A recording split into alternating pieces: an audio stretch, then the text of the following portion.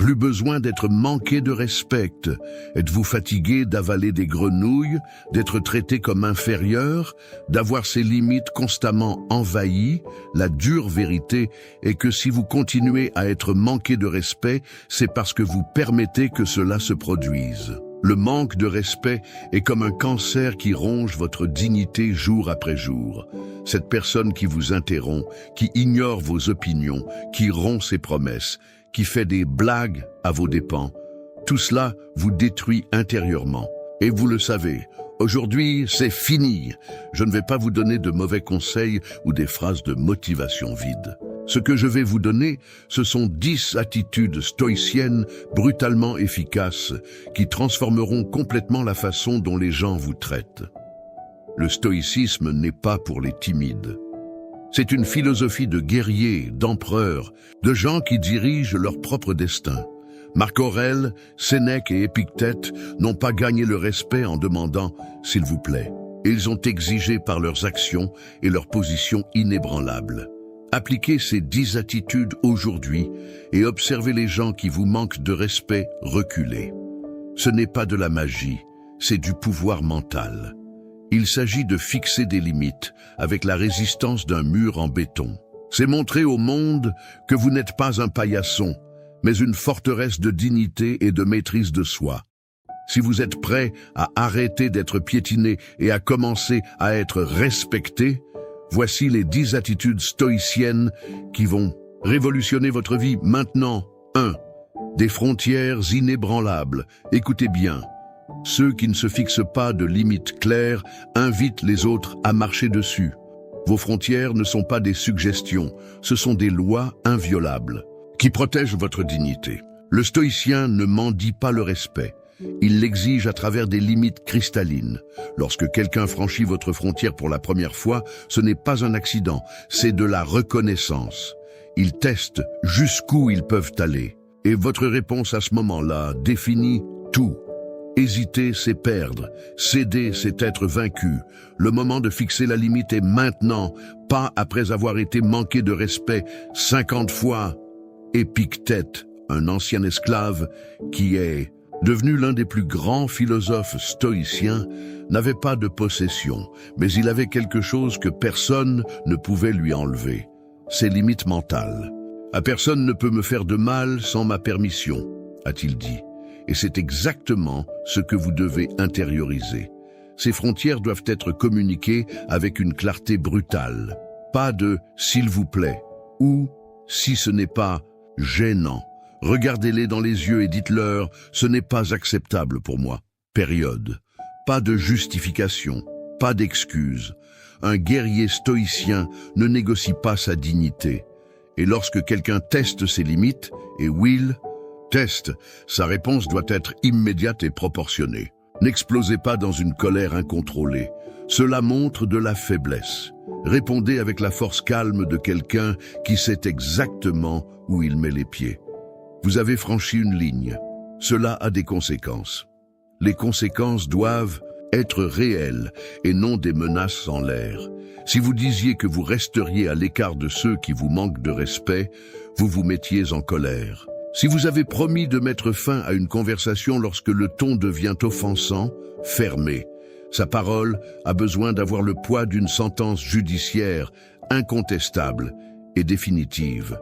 N'oubliez pas, les personnes qui respectent les limites restent dans votre vie. Ceux qui ne le respectent pas doivent partir. Il n'y a pas de juste milieu. Le stoïcien comprend que les relations toxiques sont comme du poison. Peu importe le peu que vous ingérez, c'est toujours mauvais.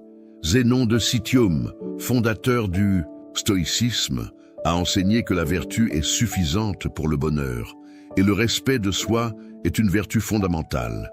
Sans lui, vous n'êtes qu'un bateau à la dérive, emporté par la vague d'irrespect qui arrive. Ces frontières ne sont pas négociables. Ils ne sont pas flexibles. Ils sont absolues. Et ceux qui ne peuvent pas les respecter ne méritent ni leur énergie, ni leur temps, ni leur présence. C'est aussi simple que cela. Coupez ce qui vous diminue. Éliminez ce qui vous manque de respect. Préservez ce qui vous tient à cœur. La plupart des gens fixent des limites faibles parce qu'ils craignent la solitude. Ils préfèrent la compagnie toxique à la vacuité temporaire. C'est le chemin des faibles.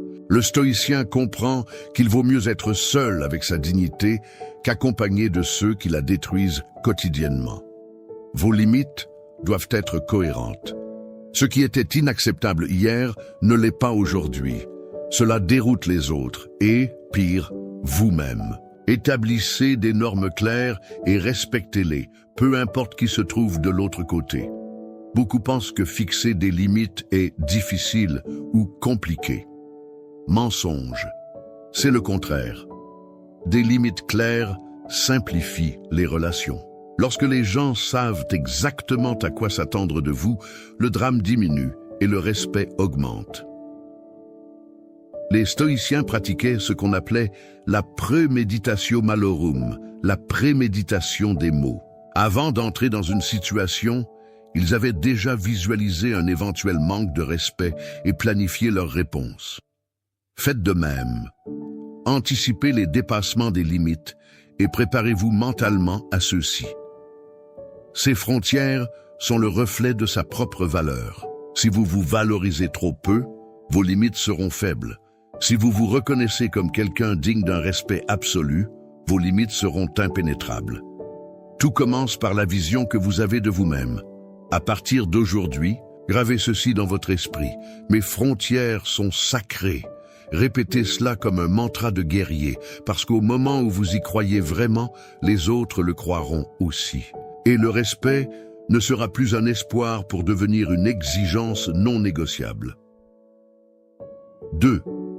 Silence stratégique. Votre bouche est une arme. Et comme toute arme, elle doit être utilisée avec une précision chirurgicale et non tirée au hasard. Le silence stratégique n'est pas de la lâcheté, c'est un concentré de pouvoir. Quand tout le monde crie, ceux qui se taisent commandent la situation. L'imbécile répond à tout. Le sage choisit ses batailles. Lorsque quelqu'un vous provoque, vous insulte ou essaie de vous entraîner dans un conflit inutile, votre silence n'est pas une défaite. C'est un mur impénétrable contre lequel l'agresseur se brise. Marc Aurèle, empereur et stoïcien, a écrit « Le silence est la meilleure réponse à l'imbécile ». Il commandait un empire, mais il savait que parfois le vrai pouvoir réside dans le fait de ne pas réagir. Alors que les faibles se défendent frénétiquement, les forts observent, analysent et choisissent le moment idéal pour agir, le cas échéant. Lorsque vous répondez immédiatement à chaque provocation, vous abandonnez votre pouvoir. C'est montrer que n'importe quel idiot peut contrôler ses émotions avec des mots bon marché. Le silence stratégique renverse ce jeu. Soudain, c'est le provocateur qui est mal à l'aise, dans l'attente d'une réaction qui ne vient pas. Pratiquez le regard stoïcien, ferme, direct, inébranlable. Ne détournez pas le regard lorsque quelqu'un essaie de vous intimider. Maintenez un contact visuel. Respirez profondément et ne dites rien. Ce silence chargé de dignité est plus puissant que 1000 arguments. Le silence vous donne également le temps d'évaluer. La plupart des gens réagissent dans le feu de l'action et le regrettent plus tard. Le stoïcien attend. Laissez la poussière retomber. Considérez les conséquences. Et ce n'est qu'à ce moment-là qu'il décide si ces mots valent la peine d'être dépensés, qui sont trop précieux pour être gaspillés. N'oubliez pas, ceux qui parlent trop s'exposent. Ils révèlent vos faiblesses, vos déclencheurs émotionnels, vos points vulnérables. Le silence est une armure qui protège votre véritable position. Pendant que les autres montrent toutes les cartes, vous gardez votre jeu fermé. Sénèque, un autre grand stoïcien, conseillait que l'autre parle d'abord. Ce n'est pas seulement de la courtoisie, c'est de la stratégie. Quand on laisse parler l'autre, il révèle ses intentions, ses arguments, ses motivations. Vous obtenez des informations tout en gardant les vôtres privées. Le silence stratégique. Communique aussi un message fort. Vous ne méritez pas mon énergie. Lorsque quelqu'un vous manque de respect et que vous vous éloignez sans dire un mot, vous envoyez un signal clair qu'il n'est pas pertinent pour vous. Il n'y a pas de punition plus sévère que l'indifférence délibérée. Remarquez comment Les vrais leaders utilisent le silence. Ils ne répondent pas à toutes les critiques, ils ne se défendent pas contre toutes les accusations, ils ne justifient pas toutes les décisions. Ils agissent, observent et se taisent. Et ce silence projette plus d'autorité que n'importe quel discours éloquent. Le silence est aussi un outil d'autodiscipline. Lorsque vous vous forcez à rester silencieux face à la provocation, vous renforcez votre maîtrise de soi. Vous vous prouvez à vous-même que vos émotions ne commandent pas vos actions. Ils cultivent la vertu stoïcienne de tempérance. Beaucoup confondent le silence et la passivité. Erreur fatale. Le silence stoïcien est intensément actif. C'est une décision consciente, une stratégie calculée, une posture de force. C'est le prédateur qui observe patiemment avant de faire le bon tir. Pratiquez le silence quotidiennement. Commencez par de petites taquineries. Lorsque quelqu'un fait un commentaire agaçant, ne répondez pas immédiatement. Comptez jusqu'à 10. Respirez. Demandez-vous, est-ce que cela mérite mon énergie? La plupart du temps, la réponse sera non. Le silence vous protège également des manipulateurs. Les personnes qui vous manquent de respect recherchent souvent des réactions émotionnelles. Elles se nourrissent de votre manque de contrôle. Lorsque vous refusez de leur donner ce qu'ils veulent, vous les désarmez complètement. À partir d'aujourd'hui, faites du silence votre réponse par défaut au manque de respect. Non pas pour fuir la confrontation, mais pour la dominer. Parce que le vrai guerrier n'est pas celui qui crie le plus fort, c'est celui qui garde son sang-froid quand tout le monde autour de lui perd le sien. 3. C'est une réponse, pas une réaction. La réaction est un instinct animal. La réponse est le pouvoir humain. Quand quelqu'un vous manque de respect, votre cerveau primitif veut exploser immédiatement. Crier, insulter, attaquer. C'est le chemin des faibles. Le stoïcien maîtrise cette impulsion et choisit sa réponse avec la précision d'un tireur d'élite. La différence entre réagir et répondre est dans le temps et le contrôle. La réaction est instantanée, impulsive, dominée par l'émotion. La réponse est calculée, stratégique, régie par la raison.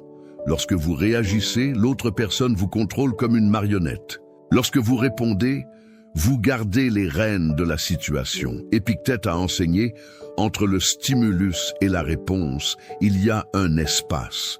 C'est dans cet espace que réside notre pouvoir de choisir notre réponse. Cet espace est votre avantage. Tactique, c'est le moment où vous décidez si vous allez être esclave de vos émotions ou maître de votre destin. Quand quelqu'un vous manque de respect, arrêtez, respirez profondément. Ressentez la montée d'adrénaline, mais ne vous laissez pas submerger par elle. Demandez-vous, quelle est la réponse la plus efficace ici? Pas le plus satisfaisant sur le plan émotionnel, mais celui qui produira le meilleur résultat à long terme. Les faibles recherchent un soulagement émotionnel immédiat. Les forts recherchent des résultats stratégiques durables. Lorsque vous explosez de colère, vous pouvez ressentir un plaisir momentané, mais vous abandonnez tout votre pouvoir. Il montre qu'il peut être facilement manipulé, que ces boutons émotionnels sont exposés à la vue de tous. La réponse stoïcienne au manque de respect est proportionnée et précise. Ce n'est pas une bombe atomique pour tuer une fourmi, ni un couteau à beurre pour affronter un lion. C'est la force exacte nécessaire pour établir le respect, ni plus, ni moins. Marc Aurèle pratiquait un puissant exercice mental. Avant de répondre à une insulte, il se demandait « Cette personne a-t-elle connaissance de ce qui est vraiment bon ou mauvais ?»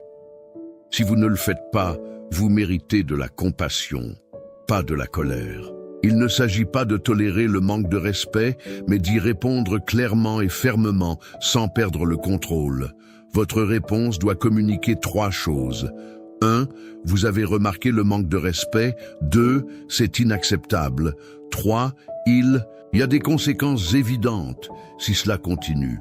Tout cela sans cris, sans insultes, sans drame. Le calme contrôlé est beaucoup plus intimidant que l'explosion émotionnelle. Pratiquez des réponses préformulées à des situations courantes de manque de respect.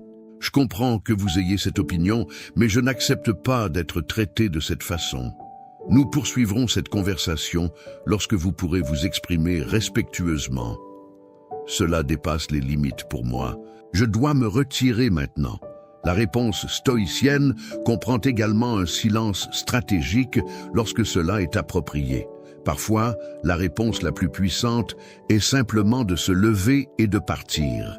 Pas de drame, pas de porte, pas d'explication. Juste le message clair que votre temps et votre dignité sont trop précieux pour être gaspillés. Les faibles pensent que répondre avec plus d'irrespect, c'est revenir. Illusion. Vous descendez simplement au niveau de l'agresseur et vous perdez votre supériorité morale. Le stoïcien répond avec une dignité inébranlable, montrant qu'il est au-dessus de ce comportement inférieur. Votre posture physique est un élément crucial de la réponse. Épaules en arrière, colonne vertébrale droite, regard ferme. Votre voix doit être calme, posée, mais affirmée. Volume modéré, ton grave, rythme en pause. Cette combinaison projette l'autorité sans agressivité. N'oubliez pas, celui qui perd le contrôle, perd. Période. Lorsque vous permettez au manque de respect de quelqu'un de vous transformer en une version pire de vous-même, vous avez déjà été vaincu. La vraie victoire réside dans le maintien de votre intégrité, même en cas de provocation. Sénèque a comparé l'esprit à une forteresse qui ne peut être prise à moins que les défenseurs ne la rendent. Votre maîtrise de soi est une forteresse. Ne le donnez pas à cause des paroles ou des actions de personnes qui ne méritent même pas votre énergie. À partir d'aujourd'hui, éliminez le mot « réaction » de votre vocabulaire. Vous ne réagissez pas, vous répondez, avec un but, une stratégie, une dignité. Parce que si les autres sont esclaves de vos impulsions, vous êtes le commandant absolu de vos actions. 4. La vertu avant tout. La vertu n'est pas négociable. C'est le cœur absolu du stoïcisme. Lorsque le manque de respect frappe à votre porte, la seule question qui compte est « Que ferait une personne vertueuse dans cette situation ?» Non pas « Qu'est-ce qui me ferait me sentir mieux ?» ou « Comment puis-je me venger ?» mais « Qu'est-ce qui est juste ?» Les stoïciens identifiaient 4 vertus cardinales, la sagesse, le courage, la justice et la tempérance. C'est votre boussole morale lorsque les eaux de l'irrespect tentent de vous emporter. La sagesse de discerner la meilleure réponse. Le courage de le mettre en œuvre même lorsque c'est difficile. La justice doit être équitable, même avec ceux qui vous manquent de respect. La tempérance pour contrôler vos émotions pendant le processus. Lorsque quelqu'un vous manque de respect, votre première tendance peut être de répondre de la même manière. C'est la méthode facile, le chemin des faibles. Le stoïcien choisit le chemin de la vertu, non pas parce qu'il est simple, mais parce qu'il est juste, parce qu'à la fin de la journée, vous devez vous regarder dans le miroir et reconnaître la personne que vous y voyez. Marc Aurèle a écrit « La meilleure vengeance est de ne pas être comme son ennemi ». Il ne s'agit pas d'être passif ou d'accepter la maltraitance. Cela signifie répondre au manque de respect sans compromettre votre caractère, sans descendre au niveau de l'agresseur, sans devenir ce que vous méprisez. La vertu n'est pas la faiblesse, c'est la force dans sa forme la plus pure. N'importe quel idiot peut exploser de colère lorsqu'on lui manque de respect. N'importe quel lâche peut s'enfuir pour éviter la confrontation. Mais tenir bon, répondre avec dignité et préserver son intégrité morale, cela nécessite la force d'un guerrier stoïcien. Lorsque vous privilégiez la vertu, vous prenez des décisions basées sur des principes et non sur des émotions fugaces. Leurs actions deviennent cohérentes, prévisibles, fiables. Les gens apprennent qu'ils ne peuvent pas le manipuler par des provocations ou des insultes parce que ces principes sont inébranlables. Épictète, qui a vécu en esclave pendant des années, a compris que même lorsque tout vous est enlevé, liberté, possession, droit, il y a toujours le choix de la façon de réagir. Ils peuvent contrôler mon corps, mais pas mon esprit. Ils peuvent me briser les os, mais pas mes principes. C'est l'attitude que vous devez adopter. La vertu signifie aussi l'honnêteté brutale avec soi-même. Quand quelqu'un vous manque de respect, demandez-vous, y a-t-il une vérité ici que je dois affronter? Parfois, le manque de respect contient un grain de vérité que nous préférons ignorer. Le stoïcien a le courage de l'examiner sans se laisser définir par elle. N'oubliez pas, votre réponse au manque de respect façonne votre caractère plus que le manque de respect lui-même. Chaque fois que vous répondez avec vertu à une provocation, vous renforcez votre fibre morale. Chaque fois qu'il cède à une colère incontrôlée ou à une vengeance mesquine, il l'affaiblit. Sénèque mettait en garde contre la tentation de gagner aux dépens du caractère. À quoi bon conquérir le monde entier si vous perdez votre âme dans le processus? Lorsque vous compromettez vos principes pour rembourser quelqu'un qui vous a manqué de respect, vous n'avez pas gagné, vous vous êtes vaincu vous-même. La vertu signifie aussi pardonner, non pas pour le bénéfice de l'agresseur, mais pour son bénéfice. Le ressentiment, c'est comme boire du poison et attendre que l'autre meure. Le pardon ne signifie pas permettre plus d'irrespect. Cela signifie lâcher prise du pouvoir que l'événement a sur vous. Pratiquez ce que les stoïciens appelaient amor fati, l'amour du destin. Quand il y a un manque de respect, au lieu de regretter que cela ne se soit pas produit, demande-toi, comment puis-je utiliser cela pour fortifier mon tempérament? Comment puis-je transformer cet obstacle en opportunité? La vertu exige de la cohérence. Vous ne pouvez pas être vertueux seulement quand cela vous convient ou lorsque les autres vous regardent. Le vrai test de caractère est la façon dont vous réagissez au manque de respect lorsque personne ne regarde, lorsqu'il serait facile de céder aux représailles. Dès aujourd'hui, faites de la vertu votre priorité absolue. Avant chaque réponse à un manque de respect, demandez « Est-ce que cela reflète le meilleur de moi-même ? Cela honore-t-il mes principes les plus élevés ?» Si la réponse est non, stop et recalculez. Parce qu'en fin de compte, le respect des autres importe, moins que le respect de soi-même. 5. Détachement libérateur. L'attachement est la prison. Le détachement, c'est la liberté. Lorsque vous vous accrochez désespérément à l'approbation des autres, vous abandonnez tout votre pouvoir. Il devient esclave d'opinions qu'il ne peut pas contrôler. Le stoïcien pratique le détachement radical, non pas par indifférence, mais par force intérieure. Comprenez une fois pour toutes, l'opinion que les autres ont de vous n'est pas votre problème. Épictète était catégorique. Si quelqu'un vous dit qu'une certaine personne dit du mal de vous, ne vous défendez pas contre les accusations, mais répondez « Il ne connaît pas mes autres fautes, sinon il n'aurait pas mentionné que celle-ci ». Le détachement commence par une compréhension claire de ce qui est sous votre contrôle et de ce qui ne l'est pas. Vos actions, vos valeurs, vos réponses, contrôle total. Les opinions des autres, leurs actions, leurs jugements, zéro contrôle. Gaspiller de l'énergie à essayer de contrôler l'incontrôlable est la définition de la folie. Quand quelqu'un vous manque de respect, la douleur vient du fait que vous vous accrochez à l'idée de la façon dont cette personne devrait vous traiter. Abandonnez cette attente. Les gens vous traiteront selon leurs valeurs, pas les vôtres. Le stoïcien accepte cette réalité sans devenir cynique ou amer. Le détachement n'est pas synonyme d'isolement ou de froideur émotionnelle. Cela signifie un engagement sans dépendance.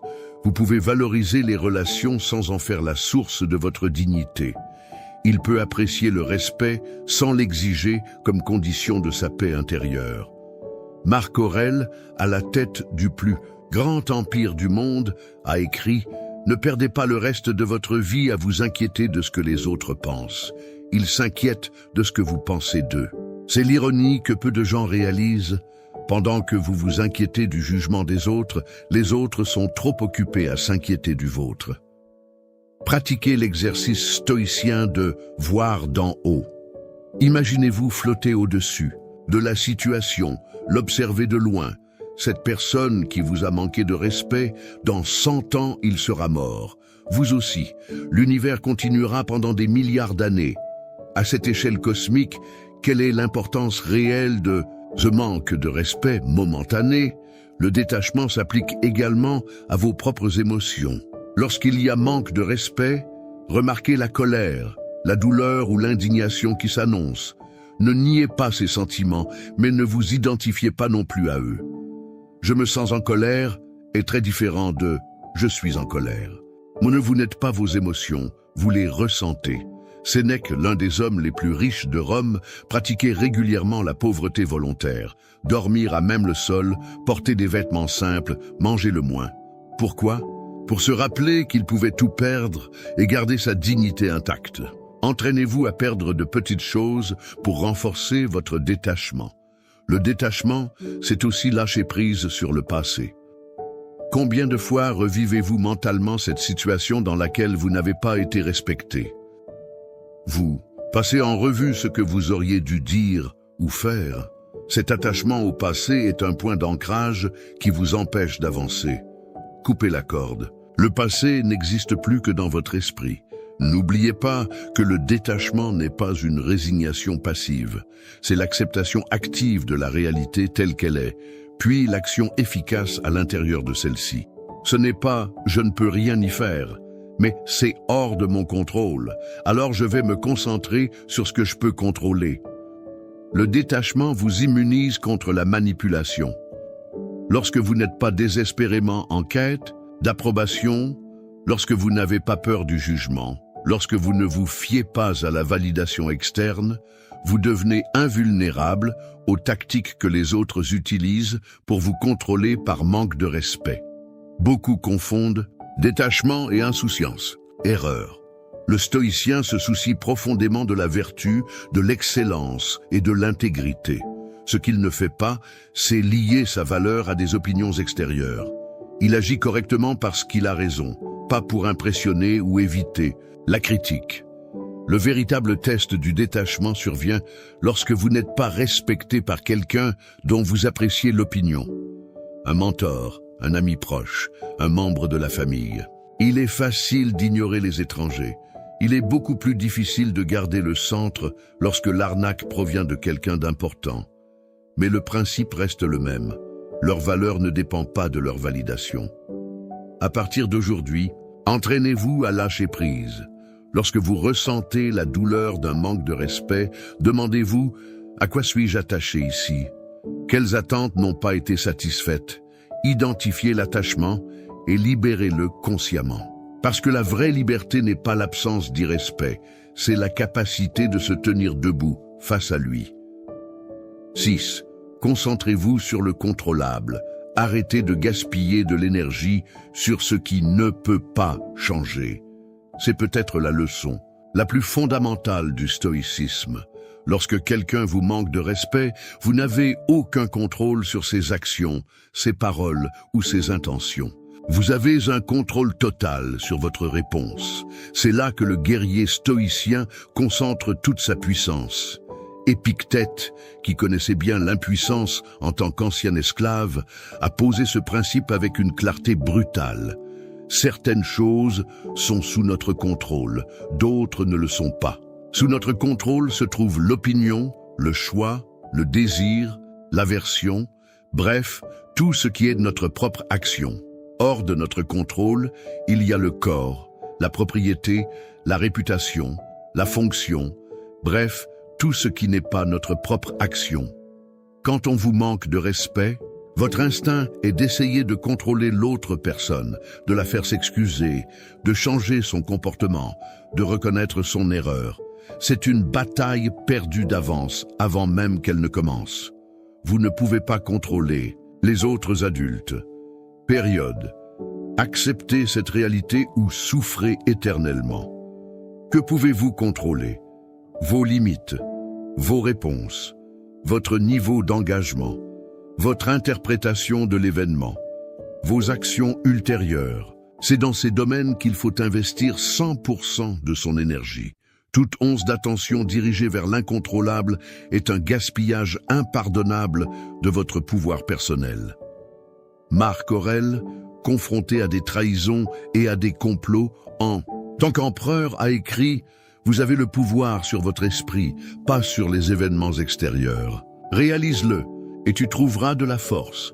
Il ne s'agit pas d'une platitude de motivation vide, il s'agit d'une stratégie de survie psychologique éprouvée. Pratiquez l'exercice stoïcien de la dichotomie du contrôle. Prenez une feuille de papier, tracez une ligne au milieu. D'une part, énumérez tout ce qui concerne la situation de manque de respect qui est sous votre contrôle. De l'autre, ce qui est hors de votre contrôle. Alors, rayez impitoyablement le côté hors de contrôle et concentrez-vous exclusivement sur l'autre. Se concentrer sur le contrôlable, c'est aussi abandonner le si seulement. Si seulement elle me respectait, si seulement il comprenait mon point de vue, si seulement il reconnaissait ma valeur.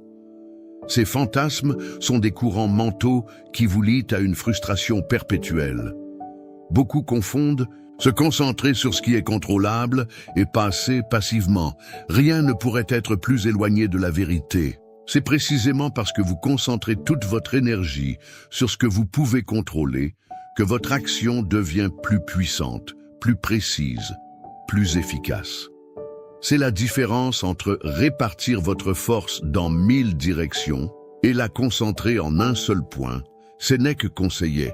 Ne demandez pas que les choses se passent comme vous le voulez, mais souhaitez qu'elles se passent comme elles le font, et vous prospérerez. Ce n'est pas de la résignation, c'est un alignement stratégique avec la réalité. C'est arrêter de lutter contre la marée et apprendre à naviguer avec elle. Se concentrer sur le contrôlable, c'est aussi lâcher prise sur le passé et l'hypothétique et le futur. Le manque de respect s'est déjà produit, il ne peut pas être défait. La réaction future de la personne est incertaine, elle ne peut pas être garantie. Le seul moment où vous avez un vrai pouvoir, c'est maintenant. C'est là que votre attention doit se porter. Lorsque vous vous concentrez sur ce qui est contrôlable, vous devenez immunisé contre la manipulation émotionnelle. Le manque de respect vise souvent à provoquer une réaction spécifique, vous faire perdre le contrôle, paraître irrationnel, céder aux exigences. Lorsque vous refusez ce jeu et que vous vous concentrez uniquement sur ce que vous contrôlez, vous désarmez complètement l'agresseur. N'oubliez pas, le contraire du contrôle externe n'est pas l'impuissance, c'est la maîtrise de soi. C'est la capacité de gouverner son propre territoire mental avec une autorité absolue, indépendamment des invasions extérieures. C'est être l'empereur de votre propre royaume intérieur. La pratique de se concentrer sur le contrôlable nécessite une vigilance constante. Votre esprit vagabondera naturellement dans le territoire de l'incontrôlable, les motivations des autres, vos pensées secrètes, vos actions futures. Chaque fois que cela se produit, ramenez doucement mais fermement votre attention sur votre cercle de contrôle. À partir d'aujourd'hui, adoptez ce mantra. Est-ce que c'est sous mon contrôle ou pas? Faites de cette question votre filtre pour chaque pensée sur les situations irrespectueuses. Si la réponse est non, écartez immédiatement la pensée.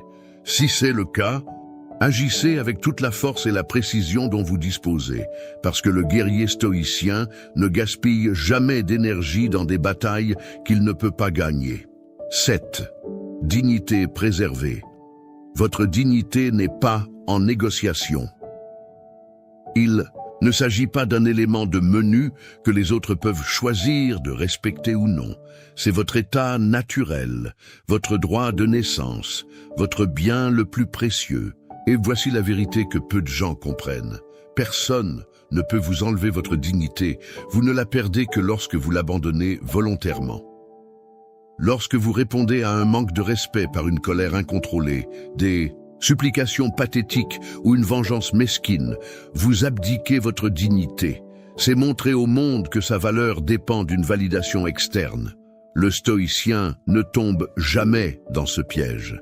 Leur dignité est inviolable parce qu'elle vient de l'intérieur et non de l'extérieur. Épictète, qui a vécu comme un esclave pendant des années, a conservé sa dignité même dans les pires conditions. Il a enseigné: vous pouvez attacher mon corps, mais pas mon esprit. Vous pouvez prendre mes biens, mais pas ma dignité. Cet homme a compris que la vraie dignité transcende les circonstances extérieures. La dignité stoïcienne n'est ni arrogance ni orgueil blessé. C'est la certitude sereine de sa valeur intrinsèque. C'est la posture droite, le regard ferme, la voix contrôlée de quelqu'un qui sait exactement qui il est et n'a pas besoin de prouver quoi que ce soit à qui que ce soit. C'est être capable de dire non, sans explications excessives et oui, sans désespoir d'approbation. Lorsque quelqu'un vous manque de respect, observez sa réponse instinctive. Vous grincez des dents, explose, supplie. Ce sont des réactions de ceux qui mettent leur dignité entre les mains des autres. Le stoïcien fait le contraire. Il s'étend, il occupe son espace. Respirer profondément maintient le contact visuel. Il parle avec clarté et détermination. Marc Aurèle, empereur de Rome, a écrit « Ne laissez pas la conduite irrespectueuse d'autrui détruire votre paix intérieure ». Il comprit que sa dignité d'empereur ne venait pas de la couronne, mais de sa conduite vertueuse. Le même principe s'applique à vous. Votre dignité provient de votre caractère et non du traitement que vous recevez. Pratiquez ce que les stoïciens appelaient le rembobinage mental, la capacité de prendre du recul et d'observer la situation objectivement. Quand quelqu'un vous manque de respect, demandez-vous « Est-ce que cela diminue vraiment qui je suis ?» Ou cela révèle-t-il simplement qui il est? La réponse sera toujours la deuxième option. La dignité préservée exige des limites claires, mais communiquées avec sérénité. Il ne s'agit pas de crier « respectez-moi », mais simplement de montrer l'insécurité. Il s'agit de déclarer calmement « je n'accepte pas ce genre de traitement ». Puis de mettre en œuvre des conséquences sans drame ni justification excessive. Sénèque conseillait, l'homme qui se respecte lui-même commande le respect. Leur dignité est contagieuse. Lorsque vous vous traitez avec un respect absolu, vous établissez la norme sur la façon dont les autres devraient vous traiter. Non pas avec arrogance, mais avec la certitude tranquille de sa valeur. La dignité, c'est aussi choisir ses champs de bataille.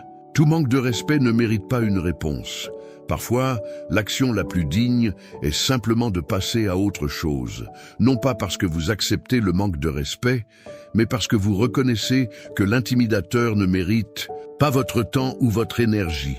N'oubliez pas, votre réponse au manque de respect n'est pas pour le public. Il ne s'agit pas d'impressionner les témoins ou de gagner la confrontation aux yeux des autres. C'est honorer vos propres normes de conduite. C'est être capable de se regarder dans le miroir et de reconnaître quelqu'un digne de respect, peu importe la façon dont les autres vous traitent. La dignité préservée signifie aussi pardonner sans permettre de futurs abus. Le pardon n'est pas pour le bénéfice de l'agresseur, c'est pour sa propre tranquillité d'esprit. Vous pouvez pardonner à quelqu'un et choisir de ne pas l'avoir dans votre vie. Il peut libérer le ressentiment sans abaisser ses normes. Beaucoup confondent dignité et rigidité. La vraie dignité est flexible, mais pas fragile. Il peut s'adapter aux circonstances sans tomber en panne. Vous pouvez écouter des critiques valables sans vous sentir diminué. Vous pouvez admettre vos erreurs sans perdre le respect de vous-même. Il est assez fort pour être vulnérable lorsque cela est approprié. La dignité stoïcienne se manifeste également dans le langage corporel. Épaules en arrière, colonne vertébrale droite, mouvement délibéré, respiration contrôlée. Votre corps communique sa dignité avant même que vous n'ouvriez la bouche. Pratiquez quotidiennement la posture de dignité jusqu'à ce qu'elle devienne votre seconde nature. À partir d'aujourd'hui, faites de votre dignité une priorité non négociable. Avant chaque interaction, rappelez-vous, ma dignité reste intacte quel que soit le comportement des autres. Parce qu'en fin de compte, le respect le plus important n'est pas ce que vous obtenez, c'est ce que vous gardez pour vous-même. 8. Un examen de conscience constant. Regardez à l'intérieur avant de viser à l'extérieur. Le stoïcien comprend une vérité fondamentale que les faibles évitent. Parfois, le manque de respect que nous recevons est le reflet du manque de respect que nous projetons. L'auto-examen incessant n'est pas facultatif, c'est le fondement d'une vie respectée. Socrate, le précurseur du stoïcisme, a déclaré « Une vie non examinée ne vaut pas la peine d'être vécue ». Lorsque quelqu'un vous manque de respect, votre premier réflexe est de blâmer, de condamner, d'étiqueter l'autre comme toxique ou d'irrespectueux. Le stoïcien résiste à cette envie et demande d'abord « Quelle est ma contribution à cette situation ?» Cela ne signifie pas se prendre le blâme pour le comportement des autres. Cela signifie reconnaître honnêtement votre rôle dans la dynamique. Avez-vous fixé des limites claires? Avez-vous communiqué vos attentes? Avez-vous respecté les limites des autres? Avez-vous montré le même respect que vous exigez? L'auto-examen exige une honnêteté brutale. Épictète a enseigné, lorsque vous blâmez les autres, vous renoncez à votre pouvoir de changer. Chaque minute passée à s'accuser les uns les autres est une minute perdue de développement personnel. Le stoïcien comprend que la seule personne qui peut garantir que vous serez traité avec respect à l'avenir, c'est vous-même, par l'auto-examen et le changement personnel. L'auto-examen n'est pas l'autopunition. Il ne s'agit pas de se flageller avec culpabilité ou honte. C'est l'investigation objective, presque scientifique, de son propre comportement et de ses schémas mentaux. C'est se demander sans jugement « Qu'est-ce que je peux apprendre ici ? Comment puis-je grandir à partir de cela ?» Marc Aurèle pratiquait l'auto-examen quotidiennement, écrivant dans son journal « Chaque nuit, passez en revue vos actions. Qu'est-ce que j'ai bien fait ? Qu'est-ce que j'ai fait de mal ? Qu'est-ce que j'ai arrêté de faire ?» Adoptez cette pratique. Après chaque interaction où vous avez ressenti un manque de respect, analysez « Comment me suis-je comporté ? Qu'aurais-je pu faire différemment ? Quel modèle est-ce que je vois dans ma vie ?» L'auto-examen signifie également identifier vos déclencheurs émotionnels. Nous avons tous des points sensibles, des domaines où le manque de respect nous frappe le plus profondément. Pour certains, c'est d'être interrompu. Pour d'autres, c'est la remise en question de leurs compétences. Pour d'autres encore, c'est être ignoré. Connaissez vos déclencheurs afin de ne pas être contrôlé par eux. Sénèque conseillait « Aucun vent n'est favorable à ceux qui ne savent pas vers quel port ils naviguent ». L'auto-examen vous aide à identifier votre port, vos valeurs fondamentales, vos limites non négociables, vos véritables priorités. Sans cette clarté, vous réagirez au manque de respect de manière incohérente et inefficace. L'auto-examen constant révèle également des tendances. Attirez constamment des gens qui vous manquent de respect de la même manière. Y a-t-il un type spécifique d'irrespect que vous rencontrez dans plusieurs relations? Ces modèles ne sont pas des coïncidences. Ce sont des indices précieux sur votre propre comportement et vos croyances inconscientes. Beaucoup évitent l'auto-examen parce qu'ils craignent ce qu'ils vont trouver. Ils préfèrent l'illusion. Confortables qu'ils sont toujours des victimes innocentes du manque de respect des autres. Le stoïcien rejette ce faux confort. Il préfère la vérité inconfortable qui mène à la croissance, au mensonge agréable qui perpétue la souffrance. N'oubliez pas que l'auto-examen ne diminue pas la responsabilité des autres en cas de manque de respect. Cela reconnaît simplement que vous n'avez le contrôle que sur vos actions, pas sur les leurs. Il s'agit de concentrer votre énergie là où elle peut produire de vrais résultats, plutôt que de la gaspiller dans une indignation impuissante. L'auto-examen signifie aussi évaluer honnêtement si vous mettez en pratique ce que vous prêchez. Exigez-vous le respect, mais manquez-vous de respect aux autres? Vous fixez-vous des limites, mais ignorez-vous celles des autres? Valorisez-vous l'honnêteté, mais mentez-vous quand cela vous convient? L'hypocrisie est l'ennemi mortel du respect authentique. Pratiquez ce que les stoïciens appelaient « voir d'en haut », la capacité de vous observer objectivement comme si vous regardiez un étranger.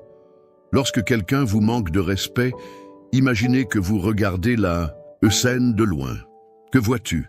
Quels sont vos comportements qui ont contribué à la situation? Quelles sont les opportunités de croissance?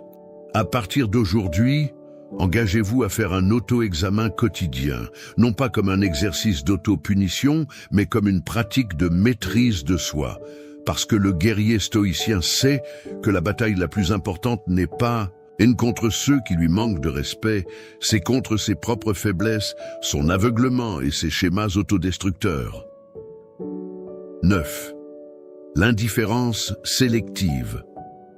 Tout ne mérite pas votre attention. C'est une vérité que les faibles ne comprennent jamais. Ils réagissent à chaque provocation, répondent à chaque insulte, s'engagent dans tous les conflits. Le résultat? Épuisement mental et manipulation constante. Le stoïcien pratique l'indifférence sélective, l'art d'ignorer stratégiquement ce qui ne mérite pas son énergie. Les stoïciens appelaient cela adiaphora, les choses indifférentes, ni bon ni mauvais en soi, juste neutre, l'opinion d'un inconnu sur vous, adiaphora, un commentaire en passant fait par quelqu'un d'insignifiant, adiaphora, un avis qui ne contient pas de commentaires utiles, ediaphora. Apprenez à identifier ce qui mérite votre indifférence. Épictète a enseigné, ce ne sont pas les choses qui dérangent les hommes, mais les opinions qu'ils ont sur les choses. Quand quelqu'un vous manque de respect, demandez-lui, cette opinion a-t-elle une valeur réelle pour moi? Cette personne a-t-elle des connaissances ou une autorité qui rendent sa vision pertinente?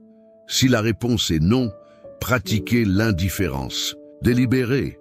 Comprenez, l'indifférence sélective n'est pas une passivité universelle.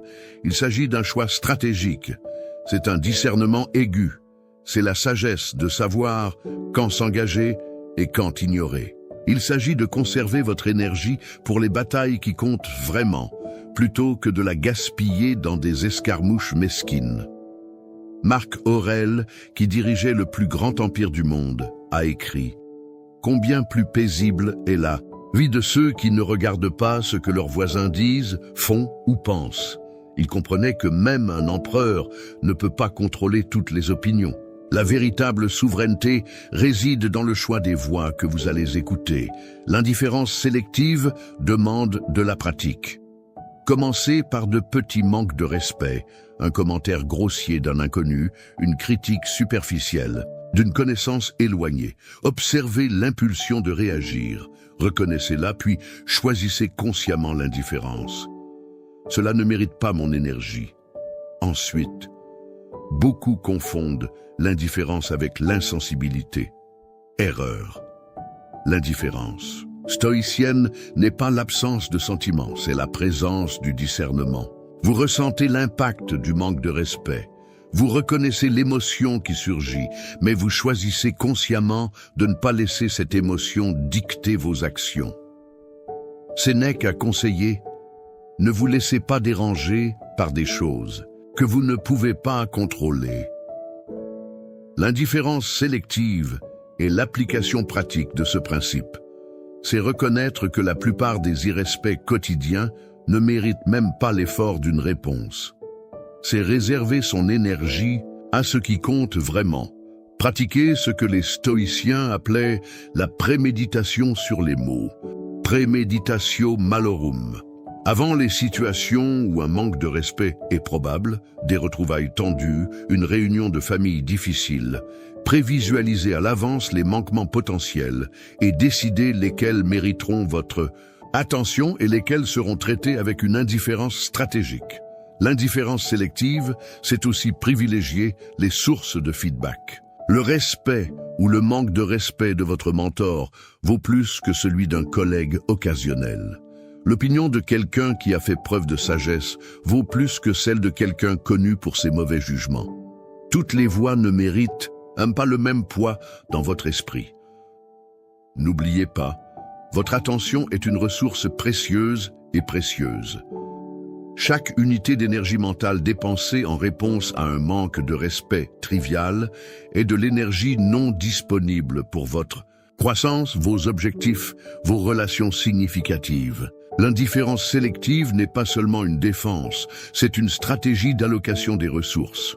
Beaucoup craignent que pratiquer l'indifférence signifie lâcher prise d'un comportement inacceptable. Ne confondez pas indifférence et permissivité. Vous pouvez fixer des limites claires tout en restant émotionnellement indifférent à la réaction de l'autre personne.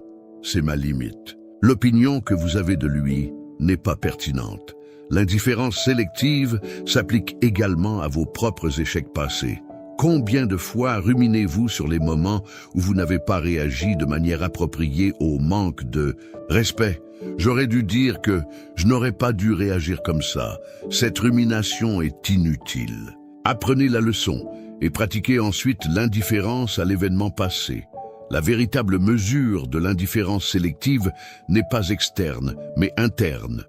Il ne s'agit pas de ce que les autres perçoivent, mais de votre tranquillité, d'esprit. Pouvez-vous vous souvenir du manque de respect sans ressentir la même intensité émotionnelle? Pouvez-vous penser à la personne sans rancune? C'est l'indifférence réussie. À partir d'aujourd'hui, devenez un praticien délibéré de l'indifférence sélective. Demandez constamment: est-ce que cela mérite mon énergie? La plupart du temps, la réponse sera non. Réservez vos forces pour ce qui compte vraiment. Parce que le guerrier stoïcien sait que la bataille la plus importante n'est pas contre toutes les provocations extérieures, c'est pour la préservation de sa paix intérieure. 10. La sagesse en action. La connaissance sans application est inutile.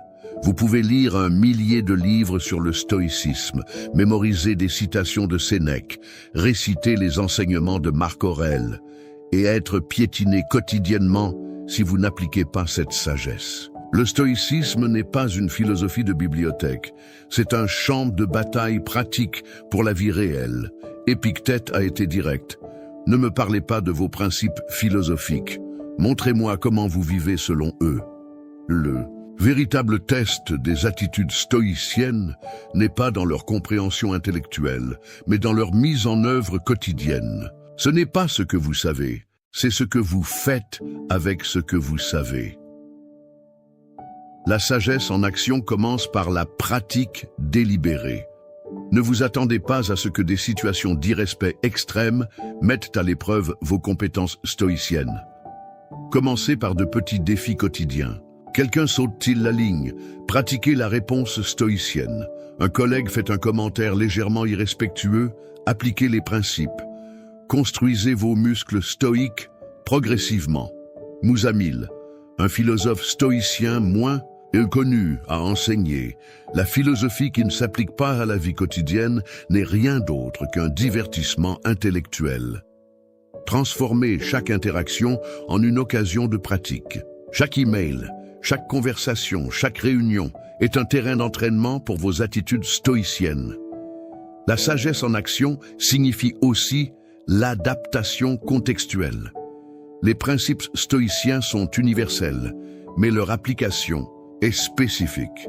La réponse appropriée au manque de respect d'un patron peut différer de la réponse au manque de respect d'un ami ou d'un partenaire. Le stoïcien adapte la tactique sans compromettre les principes.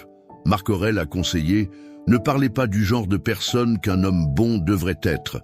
Soyez cette personne. La sagesse en action consiste à incorporer des principes stoïciens jusqu'à ce qu'ils deviennent votre seconde nature, jusqu'à ce que répondre au manque de respect avec dignité soit aussi automatique que de respirer. Pratiquez ce que les stoïciens appelaient la préparation matinale, premeditatio. Avant de commencer votre journée, visualisez les situations potentielles de manque de respect et répétez mentalement vos réponses stoïques. Si X se produit, je répondrai par Y.